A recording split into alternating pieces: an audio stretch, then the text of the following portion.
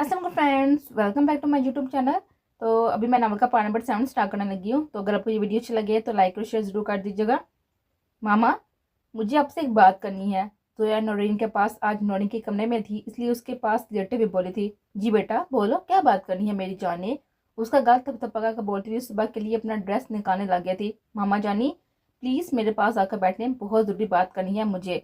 वो उनका हाथ पकड़कर अपने करीब बिठाते हुए बोली थी। मामा, परसों मेरी दोस्त का निकाह था और आज वो आई थी। उसने मुझे बताया कि जैसा उस शादी का, इसलिए मुझे आपसे एक बात करनी थी। वो सड़क को नीचे किए नौरीन का हाथ पकड़कर बोले थे। कौन सी ऐसी बात है जो मेरे बेटे ने करनी है? उसका सर को पकड़कर हाथ से पकड़कर बोली थी। मामा, मुझे कुछ बताना है आपको मेरे साथ लंदन में हुए एक वाक्य के बारे में। वो सर नीचे किए बोले थी। मामा, उस दिन जब मैं स्कूल गई थी तो मुझे किसी ने किडनैप कर लिया था और फिर माजी, प्लीज मुझे जाने दो, मैंने क्या किया है तुम्हारा? उसके दोनों हाथ बैग के साथ बांधे हुए थे, वह रोते हुए चला रहे थे। हा हा हा हा। उफ, तुम चीज ही ऐसी हो कि मेरा दिल आ गया है तुम पर। वो आंखों में हबासत लिए बोला था और हाथ में पकड़े हुए हराम मशरूब को पीते हुए कहकर हवा में छोड़ रहा था।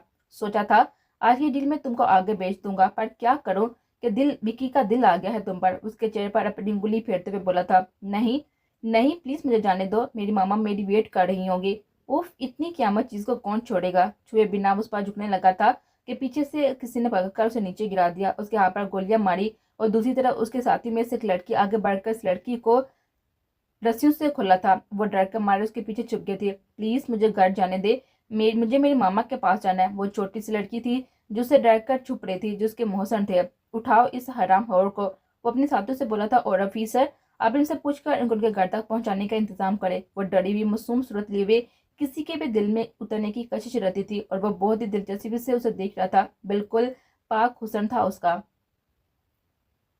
हाल। और फिर वो उनको और अपने इस ऑफिसर के निकाह के बारे में सब बता दिया था। मामा, मुझे कुछ समझ नहीं आई इस वक्त क्या हुआ और क्या नहीं। वो कौन है मुझे कुछ भी पता नहीं पता मामा। बस मैंने उनको देखा था, उनका नाम मुझे मालूम था। मुझे उनके गले लगी हुई बोली थी। नरीन को लग रहा था कि आज सही मैंने में उनको किसी सहारे की जरूरत है और यही चीज उनमें से एक भी फैसला करवा गए थे। बारी बारी सब रस्म कर रहे थे। प्रिया वहां सर पर पड़ी हुई चेयर पर बैठी हुई थी। वो पूरी फैमिली को देखकर मुस्कुरा रही थी। आप सब कजन हंसी मजाक करते हुए रस्म कर रहे थे। चलो फरी, मेरे साथ तुम ये रस्म करो जाकर। उसका हाथ पकड़कर उसकी तरफ लेकर जाते हुए बोले थे। यार परी, मुझे नहीं जाना, तुम जाओ, मैं देख रही हूँ ना सब, मैं यहीं पर बैठी हूँ। प्लीज अपना हाथ उसके हाथ से निकालते हुए बोले थे। ओके ठीक है। वो मुस्कुराकर वहां से चली गए थे। Oh shit. जब वो बैठने लगी तो उसका हाथ लगने से, पास पड़ी हुई कोल्ड ड्रिंक का गिलास हाथ लगने से उसके लहंगे पर गिर गया। अभी साफ करना पड़ेगा वरना यह साफ नहीं होगा। वो उठते हुए अंदर की तरफ जाने लगी। ये देखे बिना के आकब शाह स्टेज की तरफ बढ़े थे रस्म के लिए। वो मर्दान खाने की तरफ थे, इसलिए वो लेट आए थे रस्म के लिए। प्रिया उनको देख ना सकी थी। आज देख लेती तो फिर से उसी मुकाम पर खड़ी होती जिस पर आज से कुछ साल पहले थी। आकब शाह स्टेज पर बैठकर रस्म करने लगे थे, साथ में आनिया भी थी। रस्म करने के बाद सीनी के सर पर हाथ रखकर उठ गए थे। पास खड़ी आनिया को अपने साथ लगाया था। आकब, बाबा की तो जान है ना आनिया में। परी मुस्कुराते हुए बोली थी। हाँ, मेरी इतनी प्यारी बेटी जो है, वो बेटियां तो सबसे प्यारी होती हैं। बापू को उसके माथे से प्यार करते हुए बोलकर नीचे उतरकर वापस मैदान की तरफ बढ़ गए थे। आकब, बाबा तो सबसे ज्यादा स्वीट है, गुस्सा तो बाबा को छू कर नहीं जाता। परी सबके सामने मुस्कुराते हुए बोली थी। पर कोई भी यहाँ पर आकब शाह की असलियत नहीं जानता था। उनके स्वीट से इंसान ने कितने लोगों की शख्सियत को तबाह करके रख दिया था। कुछ ऐसी भी शख्सियत थी, कुछ ऐसी भी हस्तियां थी जो बाप के होते हुए भी यतीमों की तरह जिंदगी गुजार रही हैं। मेहंदी की तरकीब खत्म हो गई थी। सब लड़कियां दूसरे हाथ में बैठी मेहंदी लगा रही थी और प्रिया भी उनके साथ बैठ के अपने हाथों पर मेहंदी लगा रही थी। कितनी प्यारी लग रही है ना यार। प्रिया, तुम्हारे हाथ पर परी परी ने इसे देखते हुए मुस्कुराते हुए बोली थी। हाँ, बहुत प्यारी है।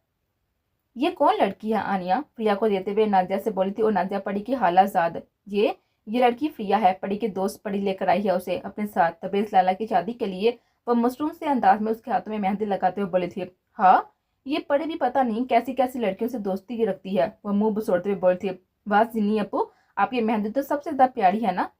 फ्री वो तीनों इस पास आप बैठी हुई थी। फरिया ने उसकी बार बार मुस्कुराते हुए सर हाँ में हिलाया था। तो बहुत ही प्यारी हो फ्रिया, जिन्नी मुझे अपनी अपनी सिलाती है, उसे देखते हुए बोली थी। शुक्रिया।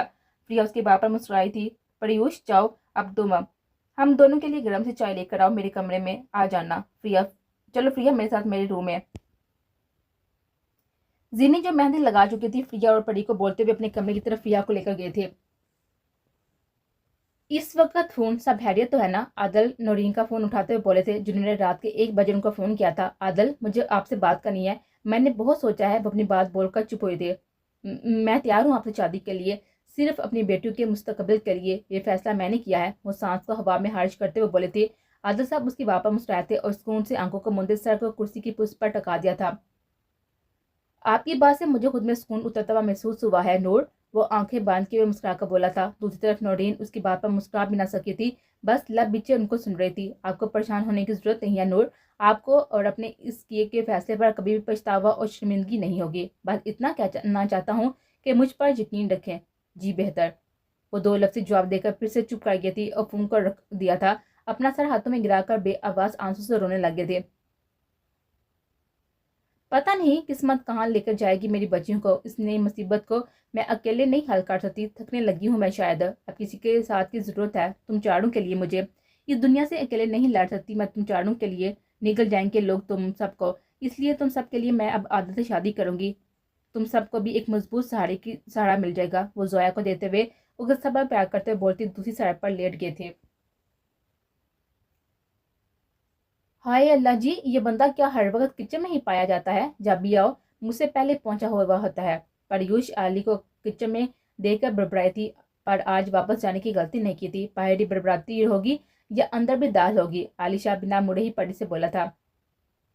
हाय, मुझे लगता है इस बंदे के सर के पीछे भी आंखें मौजूद हैं, जिसको बिना मुड़े भी सब नजर आ जाता है। वह मुंह में बोलते हुए चाय के लिए फिर से दूध निकालने लगे थे। तुम्हें काफी बनानी आती है? आली उसे काफी में चम्मच लाते हुए देख रहा था, जो अब डरते हुए चाय बनाने की तैयारी कर रही। जी जी, मुझे नहीं आती। मैं क्या करूंगी सीखकर? इतनी कड़वी तो होती है, इसलिए मैं नहीं पीती, और ना ही मैं बनाती हूँ। वह कड़वा समूह बनाते हुए बोले थे। तो ठीक है, अब सीख लो, क्योंकि मुझे पसंद है काफी, और मैं रोजाना रात को कॉफी पीकर सोता हूँ, इसलिए अब तुम सीख लो, ताकि बाद में कोई मुश्किल ना हो। वो काफी को हिलाकर उसके सिप लेते हुए बोला था। तो मैं क्या करूं, आप पीते हैं तो? वह हैरान होते हुए उसे बोल रही थी, जो कि उसे ही देख रहा था। जल्दी तुम्हें बताऊंगा कि तुम क्या करोगी अगर मैं पीता हूँ। तो वो उसको बाजू से पकड़कर अपनी तरफ खींचते हुए बोला था।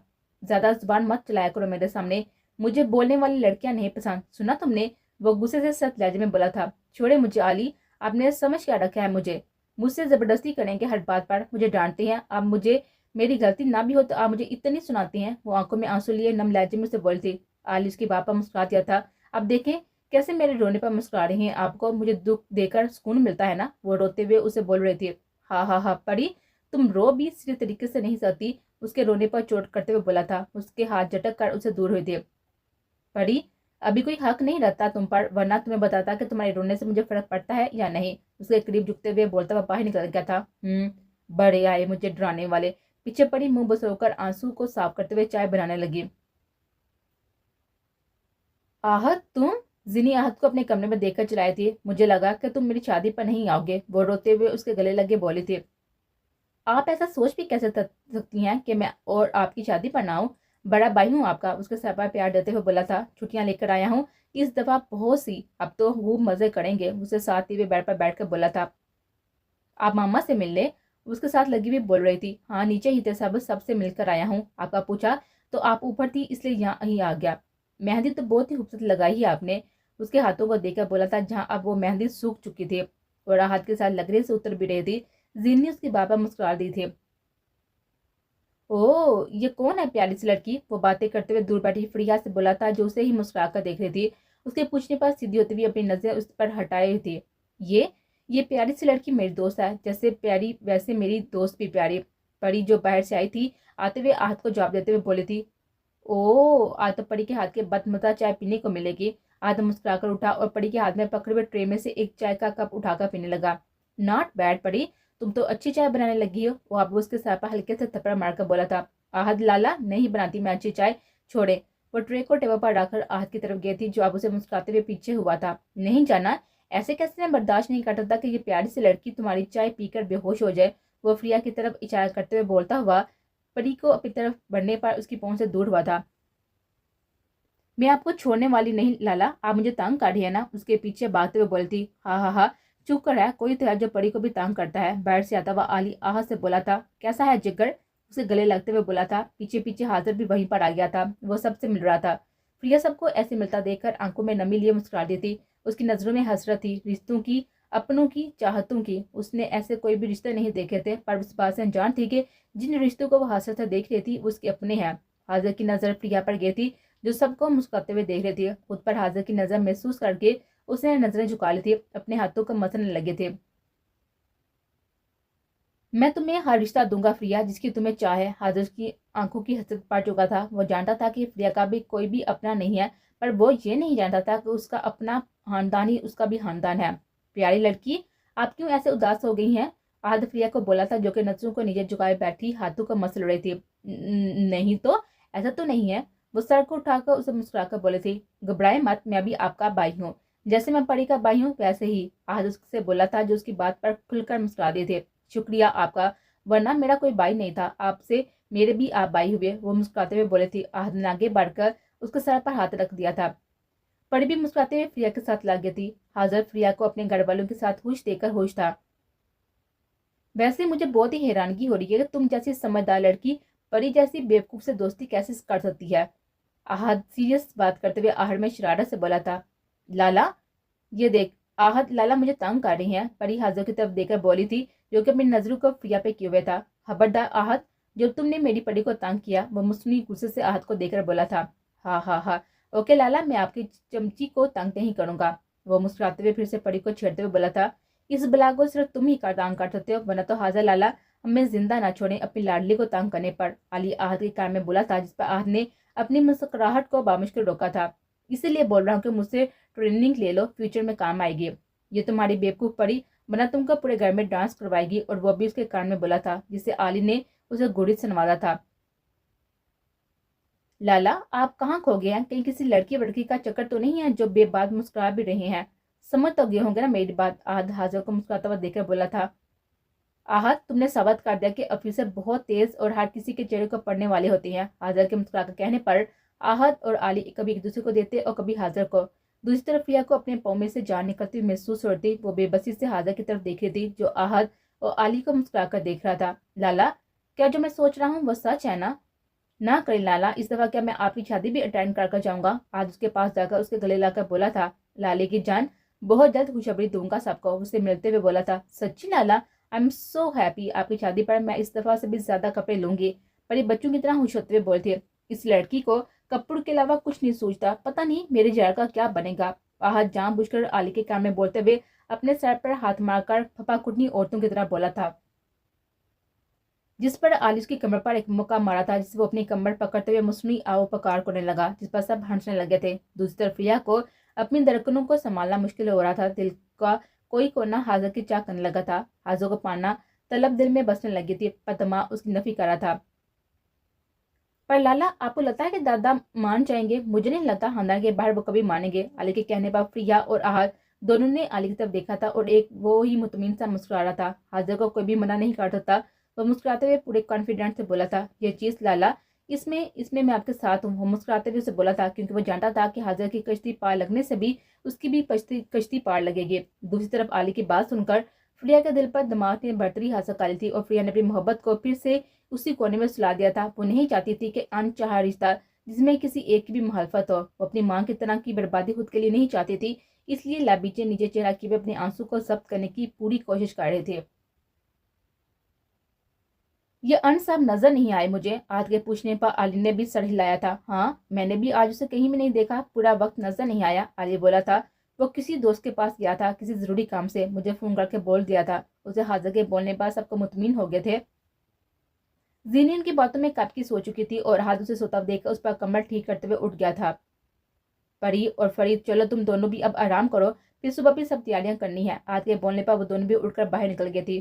फरिया ने बाहर निकलकर सुकून का सांस लिया था, वरना हाजिर की बोलती हुई नजरें उसे परेशान कर रही थी। नीचे हाजिर, आली और आहद भी बाहर निकलकर मैदान की तरफ चले गए थे, जहाँ अभी भी बड़े बैठे सुबह की तैयारी में अहम कामों में मसरूफ थे। कहाँ थे तुम अंश? इस वक्त कहाँ से आ रही हो तुम? अंश जो बाहर से आया था अपने कमरे में आकर बैठा था, और आनिया उसके रूम में आई आकर बोली थी। कहीं नहीं, बाहर एक जरूरी काम था, इसलिए वहां पर गया था। वो बेड पर बैठा अपने पाँव से शूज उतारते हुए बोला था। कौन सा ऐसा काम था जो घर की शादी से भी ज्यादा अहम है? तुम अब घर आ रहे हो? वो गुस्से से दबे हुए लहजे में बोले थे। मैं तुम्हें किसी भी चीज को बताने का पाबंद नहीं हूँ आनिया, इसलिए जाओ यहाँ से, मुझे आराम करना है। वो भी गुस्से से उस पर चलाया था। अंश, मैं मांग को तुम्हारी जल्दी शादी होने वाली है हमारी, वो उस पर चलाए थे। होने वाली हुई है, हुई तो नहीं ना? और वैसे भी तुम मांग हो मेरी ना के बीवी, सुना तुमने? और जैसा पूछने की जात मैं अपनी बीवी को भी नहीं दूंगा। उससे भी तेज लहजे में बोलते हुए आनिया को चुप करवा गया था। अपने दिल से इस हया को निकाल देना, वरना मुझसे बुरा कोई नहीं होगा। सुना तुमने? मेरी हर पर नजर है तुम पर। अगर तुमने कुछ भी गलत करने की कोशिश की तो जान लेना कि दादा हया को किसी लायक नहीं छोड़ेंगे। उसको उंगली दिखाते हुए बोला था, तुम मुझे अंश शाह को चैलेंज कर रही हो? वह बेड से खड़ा होते हुए अपने हाथों को बांधे उसे के आंखों में देखा बोला था, तो आनिया आकब शाह, ना तो तुम अंश की हो और ना ही मैं तुम्हें अपना बनाऊंगा। यह अंश शाह का वादा है तुमसे। वो दिल जलाने वाली मुस्कुराहट ले आनिया को जला गया था। अंश यू? नो आनिया शाह, उंगली नीचे कर लो, बहुत को मेरे ख्यालों से निकालो। अब तो मैं हया अंश शाह का हूँ। वो उसकी बात को काटते हुए उसे बहुत कुछ बाबर करवा गया था। आनिया को सुकून बर्बाद करके खुद जाकर बेड पर लेटकर आंखों को बंद कर गया था। मुझे हया के हवाब देखने दो, जाओ शाबाश, जाओ यहाँ से। वो दरवाजा बंद करते जाना। वो आंखों को बंद किए हुए बोलता हुआ आनिया को जला गया था। मैं भी देखती हूँ तुम हया के कैसे होती है। वो चलाकर बोलते हुए दरवाजा को जोर से बंद करते बाहर निकल गई थी। हा हा हा, आनिया शाह तुम क्या जानो, अनशाह तो कब से हया का हो चुका है। वो क्या लगाते हुए बोला था, जो मैं जान चुका हूँ ना, उसके बाद दादा भी हया को मुझसे दूर नहीं कर सकते। मुझे तो बस तुम्हारी और हया की जंग देखनी है अपने लिए। हा हा हा, वो क्या लगाते हुए तस्वर में हया और आनिया को सोचकर मुस्कुरा था। मेरी जंगली सी हया कैसे लगेगी तुम्हें मारते हुए? वो खुद ही अपनी सोच पर मुस्कुराकर आंखों को बंद कर गया था। अस्सलाम वालेकुम अंकल, अब सुबह सुबह यहाँ मेरी मामा की एक छुट्टी करने पर आप उनको यहाँ पर लेने आ गए। आपका एक दिन भी नहीं गुजरता मेरी मामा के बिना। हया, आदर साहब जो आज सुबह नौरीन के बुलाने पर घर आए थे, हया उनको सलाम करते हुए उनको बोलने का कोई भी मौका दिए बिना बोलते जा रहे थे। आप बाबा को बोलने का मौका देंगे तो वो बोलेंगी ना मिस, जो भी आपका नाम है। सलाह जो आदर साहब के साथ आया था हया को नॉन स्टॉप बोलता हुआ देखकर बोला, हया, हया बिनते नूर है मेरा नाम। और वैसे अंकल ये कौन सी सड़ी हुई शक्ल वाला है? हया सलाह को अपनी बेइज्जती का बदला लेने के लिए जानबूझकर ऐसे बोल रही थी। मिस, सड़ी शक्ल होगी आपकी, मैं एक हैंडसम लड़का हूँ, मरती हैं लड़कियां मुझ पर। आप पहले अपनी शक्ल देखे किशमिश कहेंगी। सलाल भी कहाँ हिसाब रखने वाला था, वो भी इसी के हिसाब से बोलता हुआ जवाब दे गया, यू कोजे, हया तमीज से बाई है आपका। पीछे से नौरीन की आवाज सुनकर हया ने अपनी जुबान को बंद किया था। उस सलाल को घूरते हुए वहां सोफे पर बैठा आ गए थे। सलाल की तो नौरीन के साथ आती जरताशा को देख ही आंखों में खुशी फैल गए थे। नौरीन जोया और जरताशा को लेकर वहीं सोफे पर बैठ गई थी। सलाल की सारी नजर जरताशा पर थी, जो को सलाल को देखकर डर कर नौरीन के साथ चिपके हुए थे। मुझे आप तीनों बहनों से बात करनी है, इसलिए हम दोनों ने तुम चारों को इकट्ठा किया है। आदर के बोलने पर सबने उनकी तरफ देखा था। सलाल के अलावा वो तीनों तो जसस से आदर सबको देख रहे थे। सलाल की नजरों का मरकज सिर्फ और सिर्फ जरताशा थी, जो उससे कंफ्यूज होती हुई नौरीन के पीछे घुसने की कोशिश में थे। मैं और नौरीन हम दोनों एक दूसरे के साथ निकाह करने वाले हैं रात को, आदला साहब ठहर ठहर कर बोले थे। दूसरी तरफ नौरीन ने अपनी बेटियों को देखा था, जो हैरान हुई थी। नौरीन अपनी बेटियों के रिएक्शन से डर रही थी। ये ये कैसे हो सकता है? हया खड़े हुए मुंह पर हाथ रख कर बोले थे। नौरीन ने बेबसी से कभी आदल को और कभी हया को देख रहे थे। मामा, अभी तो फ्रिया को आने दें, फिर बड़ा सा फंक्शन रखेंगे आप दोनों के निकाह का। हया खुश होते बोलती नौरीन को हैरान कर गए थे, जबकि दूसरी तरफ आदर अपना सांस बहाल करते मुस्कुरा दिए थे।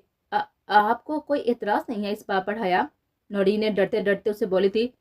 मामा, मुझे क्यों एतराज होगा? आपकी लाइफ है, कल को हमारी शादी के बाद आप अकेले कैसे रहती? और मैं प्रिया तो पहले ही आप और आदल अंकल की शादी का सोच रहे थे। मैं तो बहुत खुश हूँ, और वैसे भी आदल अंकल के साथ हमें यह सरा हुआ भाई भी मिल जाएगा। वो खुश होते हुए सलाह को जलाने से बात नहीं आए थे। हाँ, मैं तुम तीनों का भाई हूँ सिवाय जरताशा के। वो सीधा जरताशा की तरफ देखकर बोला था। नौरीन ने और सबने हैरत से सलाह को देखा था। जरताशा तो नौरीन के और भी पीछे छुप गई थी। राधा साहब ने अपना सर पकड़ लिया था। इनको सलाह से ऐसी उम्मीद नहीं थी। आंटी, मैं सीधी बात करूंगा आपसे, मुझे जर चाहिए। मैं बहुत ही प्यार करता हूँ आपकी बेटी से और शादी करना चाहता हूँ, और रात को आपके निकाह के साथ मेरा और जरा का निकाह भी है। और वैसे भी आपकी बेटी आपके सामने रहेगी हमेशा, उससे बड़ी क्या बात हो सकती है आपके लिए? प्लीज आंटी, आप मान जाए। जरताशा अभी बहुत ही नासमझ है। नौरीन ने हैरत से उसकी तरफ देखा था और फिर आदल साहब की तरफ, जो कि अपने बेटे को देखकर मुस्कुरा रहे थे। नौरीन, आपकी जो भी मर्जी है उसमें मैं आपके साथ हूँ, पर इतना जरूर कहना चाहता हूँ कि मेरी बेटी की जिंदगी में आने वाली ये पहली लड़की है और आखिरी भी। सलाल के बोलने पर नौरीन ने उसकी तरफ देखा था और फिर जरताशा की तरफ, जो सबको हैरान होकर देख रहे थे। मुझे मंजूर है, वो कुछ सोच कर बोलती। मैं अपनी बेटी को हमेशा खुश देखना चाहती हूँ, वो जरताशा के सर पर प्यार देते हुए बोलती, मामा तो फिर हम शॉपिंग पर जाएं। हया के बोलने पर आदल और नरीन ने मुस्कुराकर उसको देखा था। जी बेटा आप जाओ, रात तक सब तैयारियां मुकम्मल करनी है मुझे भी, अब तो दो दो रिश्ते जुड़ने वाले हैं। आदल हया को बोलते हुए सलाल को देख रही थी, जो कि जरताशा को मुस्कुराकर देख रहा था। हाँ तो चलो सलाल उठ जाओ, हमें शॉपिंग पर लेकर जाओ तुम। वैसे भी जरी को भी तो ड्रेस लेकर देना है ना, जरी तो जाएगी नहीं, उसका ड्रेस मैं पसंद करूंगी। हया के बोलने पर सलाल ने उसे गुड्डी से नवाजा था, जबकि नरीन और आदल के चेहरे पर एक मुतमिन सी मुस्कुराहट आ गए थे। मामा मैं जाऊं अपने रूम में? सरताशा के बोलने पर सलाने से गुड़ का देखा था, जो कि उसकी तरफ देख नहीं रहे थे। नहीं बिल्कुल भी नहीं, तुम भी हमारे साथ जा रही हो, तुम्हारी तो शॉपिंग करनी है ना मैंने सारी, इसलिए तुम्हारा जाना जरूरी है। सलाल पूरे दोस्त जमाने वाले अंदाज में बोला था। ओ हेलो चलो निकलो, खबरदार मेरे होते हुए मेरी बहन पर दोस्त जमाई हो। हया आंखों को छोटा करके उसे उंगली दिखाते हुए बोली थी, तुम दोनों लड़ना बस करो। जरी बेटा आप भी जाओ उसके साथ, सलाह ले जाए आप इसे भी, पर सबसे पहले सब नाश्ता खा लें। नूरिन के बोलने पर सलाह मुस्कुरा दिया था और हया ने मुंह बना लिया था, पर वो खुश थी कि उसकी बहन को उसकी खुशियां मिल जाएंगी, एक प्यार करने वाला इंसान, और दूसरा वो हमेशा माँ के साय में रहेगी। हया भी सबके साथ मुस्कुराते हुए डाइनिंग टेबल की तरफ चली गई थी।